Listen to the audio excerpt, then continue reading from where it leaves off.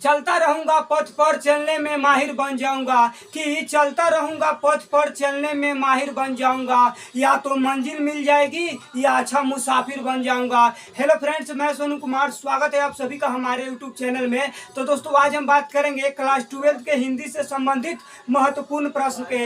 इस वीडियो में हम बात करेंगे खासकर लेखक से संबंधित महत्वपूर्ण प्रश्न को। फ्रेंड्स, ये मेरा पार्ट 2 वीडियो है, तो चलिए ज़्यादा देर न करते हुए वीडियो की शुरुआत करते हैं। फ्रेंड्स, यहाँ पे जितने भी राइटर के बारे में आज हम चर्चा करेंगे वो सारे पद खंड के हैं, तो चलिए एक एक करके इसे समझने की कोशिश करते हैं। यहाँ पे फर्स्ट राइटर का नाम लिखा गया है मलिक मोहम्मद जायसी। चलिए फ्रेंड्स, इनसे जुड़ी कुछ महत्वपूर्ण प्रश्न को देखते हैं। यहाँ पे लिखा गया है प्रेम मार्गी। फ्रेंड्स, बोर्ड में पूछा जाता है कि मलिक मोहम्मद जायसी किस धारा के कवि है, तो आप लोग बता दीजिएगा प्रेम मार्गी कवि है। किस धारा के कवि है, तो प्रेम मार्गी कवि है। चलिए फ्रेंड्स, इनसे जुड़ी नेक्स्ट प्रश्न को देखते हैं। नेक्स्ट प्रश्न है कि प्रेम के पीर के कवि के नाम से किसे जाना जाता है, तो फ्रेंड्स, प्रेम के पीर के कवि के नाम से मलिक मोहम्मद जायसी को जाना जाता है। फ्रेंड्स, आपको जानकारी के लिए बता दें कि मलिक मोहम्मद जायसी के द्वारा लिखे गए चैप्टर का नाम कड़बक है, और आपको भी बता दें कि जो कड़बक चैप्टर है ना, वो पद्मावत पुस्तक से लिया गया है।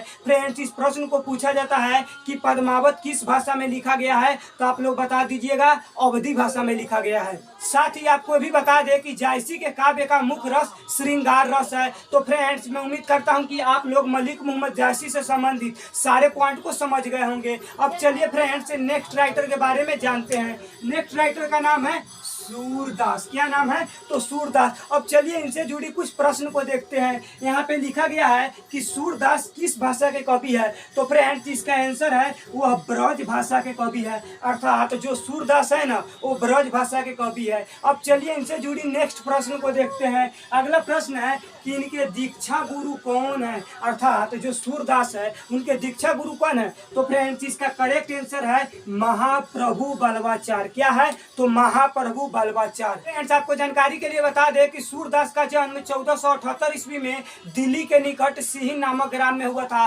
साथ ही आपको यह भी बता दें कि सूरदास के द्वारा लिखे गए चैप्टर का नाम पद है। जो पद चैप्टर है ना, वो कहाँ से लिया गया है, तो आप लोग बता दीजिएगा सूरसागर पुस्तक से लिया गया है। ये भी काफी VVI प्रश्न है। कि आपको यह भी बता दें कि सूरदास मध्यकाल के कवि है। अब चलिए फ्रेंड्स, नेक्स्ट राइटर के बारे में जानते हैं। नेक्स्ट राइटर का नाम है तुलसीदास। देखिए फ्रेंड्स, आपको जानकारी के लिए बता दें कि तुलसीदास के द्वारा लिखे गए चैप्टर का नाम पद है। अब चलिए फ्रेंड्स, इनसे जुड़ी कुछ प्रश्न को देखते हैं। यहाँ पे लिखा गया है कि कविता वाली साहित्य लहरी, अर्थात कविता वाली के लेखक कौन है, तो तुलसीदास है। साथ ही साहित्य लहरी के राइटर कौन है, तो तुलसीदास है। फ्रेंड्स, ये काफी इंपॉर्टेंट पॉइंट है। अब चलिए फ्रेंड्स, इनसे जुड़ी नेक्स्ट प्रश्न को देखते हैं। हम लोग के सामने अगला प्रश्न है कि तुलसीदास के दीक्षा गुरु कौन है, अर्थात जो तुलसीदास राइटर है उनके दीक्षा गुरु कौन है, तो फ्रेंड्स, इसका करेक्ट आंसर है नरहरि दास है। कौन है, तो नरहरि दास है। फ्रेंड्स, आपको जानकारी के लिए बता दें कि तुलसीदास को हिंदी का सामान्यवादी कवि भी कहा जाता है। साथ ही आपको यह भी बता दें कि तुलसीदास का जन्म 1543 ईस्वी में राजापुर बादा उत्तर प्रदेश में हुआ था। और चलते चलते आपको ही बता दें कि तुलसीदास की भाषा कौन सी है, तो अवधी ब्रज भाषा है। साथ ही आपको और जानकारी के लिए भी बता दें कि इसके बचपन का नाम राम बोला थे। तो फ्रेंड्स, मैं उम्मीद करता हूँ कि आप लोग सारे पॉइंट को समझ गए होंगे। अब चलिए फ्रेंड्स, नेक्स्ट राइटर के बारे में जानते हैं। नेक्स्ट राइटर का नाम है नाभादास। देखिए फ्रेंड्स, इसके द्वारा लिखे गए चैप्टर का नाम क्या है, तो छप है। अब चलिए इनसे जुड़ी कुछ प्रश्न को देखते हैं। यहाँ पे लिखा गया है कि नाभादास किस काल के कवि है। प्रश्न को पूछा जाता है कि नाभादास किस काल के कवि है, तो फ्रेंड्स, इसका करेक्ट आंसर है वह भक्ति काल के कवि है। किस काल के कवि है, तो भक्ति काल के कवि है। चलिए अब इनसे जुड़ी अगला प्रश्न को देखते हैं। फ्रेंड्स, हम लोग के सामने अगला प्रश्न है, यानी नेक्स्ट प्रश्न है कि इसके दीक्षा गुरु कौन है, तो फ्रेंड्स, इसका आंसर है स्वामी अग्रदास है। कौन है, तो स्वामी अग्रदास है। फ्रेंड्स, आपको जानकारी के लिए बता दें कि नाभादास का जन्म 1570 ईस्वी में हुआ था और इनका स्थायी निवास वृंदावन था। साथ ही आपको भी बता दें कि नाभादास सगुनोपासक राम भक्त धारा के कवि थे। फ्रेंड्स, इसके द्वारा एक लिखे गए पुस्तक का नाम है छप, जिसमें 316 छप है और साथ ही उसमें 200 भक्तों का चरित्र का वर्णन मिलता है। तो फ्रेंड्स, मैं उम्मीद करता हूं कि आप लोग समझ गए होंगे। अब चलिए फ्रेंड्स, नेक्स्ट राइटर के बारे में जानते हैं। नेक्स्ट राइटर का नाम है भूषण। फ्रेंड्स, आपको जानकारी के लिए बता दें कि भूषण के द्वारा लिखे गए चैप्टर का नाम कवित है। अब चलिए फ्रेंड्स, इनसे जुड़ी नेक्स्ट प्रश्न को देखते हैं। अगला प्रश्न है कि भूषण को भूषण की उपाधि किसने दिया था? तो फ्रेंड्स इसका आंसर है राजा रुद्र शाह ने दिया था। फ्रेंड्स ये काफी वीवीआई प्रश्न है। चलिए फ्रेंड्स अब इनसे जुड़ी नेक्स्ट प्रश्न को देखते हैं। नेक्स्ट प्रश्न है कि भूषण किस रस के कवि है? तो फ्रेंड्स इसका आंसर है यह वीर रस के कवि है। किस रस के कवि है? तो वीर रस के कवि है। फ्रेंड्स आपको जानकारी के लिए बता दें कि भूषण किस भाषा के कवि थे? तो ब्रज भाषा के कवि थे। साथ ही आपको भी बता दें कि इसका जन्म 1613 ईस्वी में तिकवापुर कानपुर उत्तर प्रदेश में हुआ था और इसके द्वारा एक लिखे गए प्रमुख पुस्तक का नाम है छत्रसाल। ये पूछा जाता है कि छत्रसाल दशक के रचनाकार कौन है? तो आप लोग बता दीजिएगा भूषण है। साथ ही आपको ये भी बता दें कि भूषण के पिता का नाम रत्नाकर त्रिपाठी है। फ्रेंड्स हम आपको उसी पॉइंट को बता रहे हैं जो एग्जाम के लिए काफी महत्वपूर्ण है। चलिए फ्रेंड्स अब नेक्स्ट राइटर के बारे में जानते हैं। नेक्स्ट राइटर का नाम है जयशंकर प्रसाद। फ्रेंड्स पूछा जाता है कि जयशंकर प्रसाद किस काल के कवि है? तो फ्रेंड्स इसका करेक्ट आंसर है आधुनिक काल के कवि है। अब चलिए फ्रेंड्स इनसे जुड़ी अगला प्रश्न को देखते हैं। अगला प्रश्न है कि जयशंकर प्रसाद किस भाषा के कवि थे? तो इसका आंसर है खड़ी बोली हिंदी।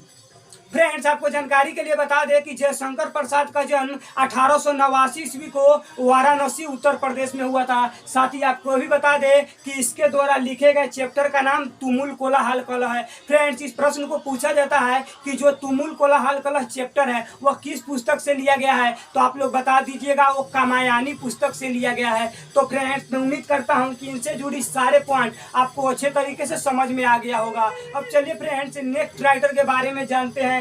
नेक्स्ट राइटर का नाम है सुभद्रा कुमारी चौहान। फ्रेंड्स इसके द्वारा लिखे गए चैप्टर का नाम पुत्र वियोग है। चलिए फ्रेंड्स अब इनसे जुड़ी नेक्स्ट प्रश्न को देखते हैं। यहाँ पे लिखा गया है कि सुभद्रा कुमारी चौहान का जन्म कब हुआ था?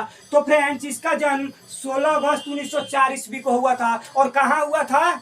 निहालपुर इलाहाबाद उत्तर प्रदेश में हुआ था। अब चलिए फ्रेंड्स इनसे जुड़ी नेक्स्ट प्रश्न को देखते हैं। पूछा जाता है कि पुत्र वियोग किस पुस्तक से लिया गया है? तो इसका करेक्ट आंसर है मुकुल पुस्तक से लिया गया है। कहाँ से लिया गया है? तो मुकुल पुस्तक से लिया गया है। फ्रेंड्स आपको जानकारी के लिए बता दें कि सुभद्रा कुमारी चौहान की मृत्यु कैसे हुई थी? तो कार दुर्घटना में हुई थी। अब चलिए फ्रेंड्स नेक्स्ट राइटर के बारे में जानते हैं। नेक्स्ट राइटर का नाम है शमशेर बहादुर सिंह। देखिए फ्रेंड्स इसके द्वारा लिखे गए चैप्टर का नाम उत्साह है। इनसे जुड़ी फर्स्ट प्रश्न है कि दूसरा सप्तक का प्रकाशन कब हुआ था? अर्थात एक दूसरा सप्तक पुस्तक है, इसे कब लिखा गया है? काफी इंपॉर्टेंट प्रश्न है, इसे 2018 बोर्ड में पूछा गया था। तो फ्रेंड्स इसका करेक्ट आंसर है 1951 ईस्वी में किया गया था। चलिए फ्रेंड्स इनसे जुड़ी नेक्स्ट प्रश्न को देखते हैं। फ्रेंड्स जो शमशेर बहादुर सिंह के द्वारा लिखे गए चैप्टर है उषा, उसमें किसके बारे में चर्चा किया है? काफी इंपॉर्टेंट प्रश्न है, तो आप लोग बता दीजिएगा।